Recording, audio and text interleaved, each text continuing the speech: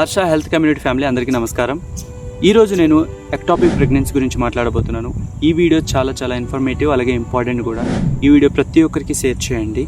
ఎందుకంటే ectopic pregnancy వల్ల చనిపోయిన వాళ్ళు చాలామంది ఉన్నారు.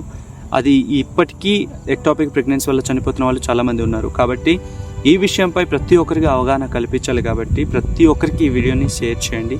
మన అల్లూరు సీతారామరాజు జిల్లాలోని ప్రతి ఒక్క మారుమూల గ్రామానికి ఈ వీడియో రీచ్ అయ్యేలాగా అందరికీ ఫార్వర్డ్ చేయండి. ఎందుకంటే ప్రతి ఒక్క గర్భిణీ స్త్రీ దీని విషయమై అవగాహన కలిగి ఉండాలి. ప్రతి ఒక్క కుటుంబంలో కనీసం ఒక్కరైనా సరే ఈ విషయంలో అవగాహన కలిగి ఉండి వాళ్ళ కుటుంబాన్ని రక్షించుకుంటారు. కాబట్టి ఈ వీడియోని ప్రతి ఒక్కరికి షేర్ చేయండి ఫ్రెండ్స్. అసలు ఎక్టాపిక్ ప్రెగ్నెన్సీ అంటే ఏంటి తెలుసుకునే ముందు నాకు రీసెంట్గా ఒక సిస్టర్ కాల్ చేసి తనకి 3rd మంత్ అంట, విపరీతంగా కడుపులో పెయిన్ అనేసి కొన్ని సిమ్టమ్స్ చెప్పింది. నేను తనకి ఒక సలహా ఇచ్చాను, అమ్మ మీరు వీలైతే గైనకాలజిస్ట్ని కలిసి ప్రాపర్గా స్కాన్ చేయించుకోండి. ఒకవేళ ఎక్టాపిక్ ప్రెగ్నెన్సీ అయ్యి ఉండుంటే మీరు ముందే జాగ్రత్త పడిన వాళ్ళు అవుతారనేసి ఆమెకు అయితే చెప్పడం జరిగింది. వాళ్ళు చేయించుకుంటామన్నారు. కాబట్టి అవగాహన ఉంటే మనం చెప్పగలం, లేదంటే లేదు కదా. కాబట్టి ఎక్టాపిక్ ప్రెగ్నెన్సీ అనేది మెడికల్ ఎమర్జెన్సీ అండి. ప్రతి ఒక్కరికి ఈ విషయాన్ని చెప్పండి. యాక్చువల్గా ఎక్టాపిక్ ప్రెగ్నెన్సీ వల్ల మన ఏరియాలో చాలా మంది చనిపోతున్నారు. అసలు ఎక్టాపిక్ ప్రెగ్నెన్సీ అంటే ఏంటి చూద్దాం. ఎక్టాపిక్ ప్రెగ్నెన్సీ అనేది మగవారి నుంచి వచ్చిన వీర్యకణము, ఆడవాళ్ళ నుంచి వచ్చిన ఎగ్ అనేది 2 ఫామ్ అయిన తర్వాత గర్భాశయంలోనికి వెళ్ళడానికి ప్రయాణం చేస్తూ మధ్యలోనే ఫాలోపియన్ ట్యూబ్లో ఇరుక్కుపోయి అక్కడే ఎదగడానికి చూస్తుంది. దాన్నే ఎక్టాపిక్ ప్రెగ్నెన్సీ అంటారు. ఇది ప్రమాదం అంటే తప్పకుండా ప్రమాదం అండి. ఇది మెడికల్ ఎమర్జెన్సీ. దీన్ని ఎలా నిర్ధారించవచ్చు అంటే సాధారణంగా 1వ నెల నుంచి 3వ నెల వరకు ఉన్న గర్భిణీ స్త్రీలకు ప్రత్యేకించి ఈ సిమ్టమ్స్ కనిపిస్తూ ఉంటాయి. విపరీతంగా కడుపు నొప్పి రావడం, విపరీతంగా హెడేక్ రావడం, భుజం మీద విపరీతంగా నొప్పి రావడం, అదేవిధంగా బ్లీడింగ్ అయినప్పుడు డిఫరెంట్ కలర్స్తో బ్లీడింగ్ అవ్వడం, ఇలాంటి సిమ్టమ్స్ కానీ వస్తే డెఫినెట్గా మీరు గైనకాలజిస్ట్ని కలిసి ప్రాపర్గా స్కానింగ్ చేయించుకుని జాగ్రత్త పడడం మంచిది. కొన్నిసార్లు అది మెడిసిన్ ద్వారా పోతుంది, కొన్నిసార్లు దాన్ని సర్జరీ కూడా చేయాల్సి వస్తుంది. ఒకవేళ ఎలాంటి సిమ్టమ్స్ ఉంటే డెఫినెట్లీగా వెళ్ళి స్కానింగ్ చేయించుకోవడం మంచిది. నేను అసలు ఎందుకు ఇంతలా రిక్వెస్ట్ చేస్తున్నానంటే ఒకసారి ఆలోచించండి. మన గిరిజన ప్రాంతాల్లో చాలా ప్రాంతాల నుంచి మన హాస్పిటల్కి రావాలంటే కొండలు వాగులు దాటుకుంటూ రావాలి. ఎంత కష్టమో మీ అందరికీ తెలుసు. కాబట్టి ఒకవేళ ఎలాంటి సిమ్టమ్స్ కానీ మీకు కనిపించినట్లయితే డెఫినెట్లీగా ముందే వచ్చి గైనకాలజిస్ట్ని కలిసి మీరు ప్రాపర్ స్కానింగ్ చేయించుకుని ఉంటే, ఒకవేళ ఎక్టాపిక్ ప్రెగ్నెన్సీ అని నిర్ధారించుకుంటే మనం దాని నుంచి బయటపడే ఛాన్స్ ఉంటుంది. నిజానికి ఎక్టాపిక్ ప్రెగ్నెన్సీని నివారించలేమండి. కాకపోతే ఎక్టాపిక్ ప్రెగ్నెన్సీ ముందుగానే గుర్తిస్తే దాని నుంచి మనం జాగ్రత్త పడే ఛాన్స్ ఉంటుంది అనమాట. ఈ విషయాన్ని గమనించండి. అయితే ఇలాంటి పరిస్థితులు వచ్చినప్పుడు మన వాళ్ళు హాస్పిటల్కి వెళ్ళిన తర్వాత కేజీహెచ్కి వెళ్ళిపోమంటారు. మన వాళ్ళకి అక్కడికి వెళ్ళి ఎలా సర్వైవ్ అవ్వాలో తెలియదు, చాలా ఇబ్బందులు పడుతూ ఉంటారు.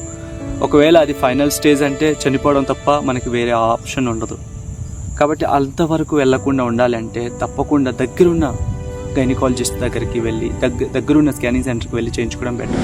ఒకవేళ ఎలాంటి సిమ్టమ్స్ వచ్చినప్పుడు మనం ముందుగా వెళ్ళకపోతే ఆ ట్యూబ్ అనేది పగిలిపోయి ఇంటర్నల్ బ్లీడింగ్ అయ్యి చనిపోయే ప్రమాదం ఉంటుంది. కాబట్టి దయచేసి నిర్లక్ష్యం చేయకండి. ఇలాంటి సిమ్టమ్స్తో బాధపడుతున్నా, లేదంటే స్కానింగ్ చేయించుకోవాలని అనుకున్నా సరే స్కానింగ్ చేయించుకోలేని పరిస్థితిలో ఉన్న చాలామంది స్కానింగ్స్ కోసం ఎక్కడెక్కడికో వెళ్ళడానికి ప్రయత్నిస్తూ ఉంటారు.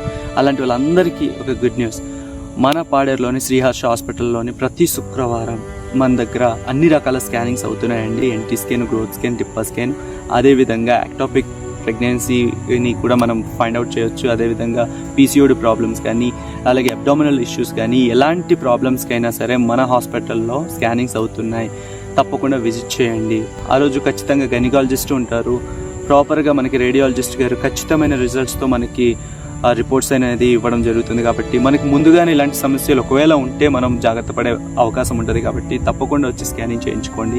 చాలామంది అనుకుంటారు మేము స్కానింగ్ చేయించుకోలేమేమో అనుకుంటారు, కానీ ఇక్కడ ప్రతి సాధారణమైన వ్యక్తి కూడా వచ్చి స్కానింగ్ చేయించుకోవచ్చు. ఒకవేళ ఈ వీడియో చూస్తూ నేను వీడియో చూసి మీ హాస్పిటల్కి వచ్చానని మీరు ఒకవేళ చెప్పినట్లయితే మీ పరిస్థితి ఒకవేళ మరీ దీన స్థితిలో ఉంటే డెఫినెట్లీగా తగ్గిస్తారండి. మీరు డెఫినెట్లీగా వచ్చి స్కానింగ్ చేయించుకోండి. ప్రతి ఒక్క సామాన్యుడు కూడా వచ్చి స్కానింగ్ చేయించుకునేలాగా మా హాస్పిటల్ యాజమాన్యం వారు చూసుకుంటారు. కాబట్టి మీరు తప్పకుండా వచ్చి స్కానింగ్ చేయించుకోండి.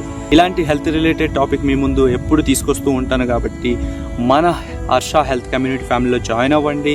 మీరు చేయాల్సింది సింపుల్, సబ్స్క్రైబ్ చేసుకుని పక్కన బెల్ ఐకాన్ని యాక్టివ్లో పెట్టుకోండి.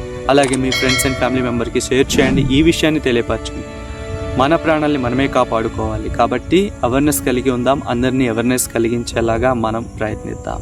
నెక్స్ట్ నేను పీసీఓడి గురించి మాట్లాడబోతున్నాను. పీసీఓడి అంటే ఏంటి, పీసీఓడి వల్ల వచ్చే సమస్యలు ఏంటి, అలాగే దాని గురించి ఎలా నివారించవచ్చు, ఎలా నిర్ధారించవచ్చు అనే టాపిక్ గురించి నేను మాట్లాడబోతున్నాను. కాబట్టి ఆ వీడియో చూడాలనుకుంటే నువ్వు ఇప్పుడే మన ఛానల్ని ఫాలో అవుతూ ఉండాలి. నెక్స్ట్ వీడియోలో కలుద్దాం, అంతవరకు సెలవు.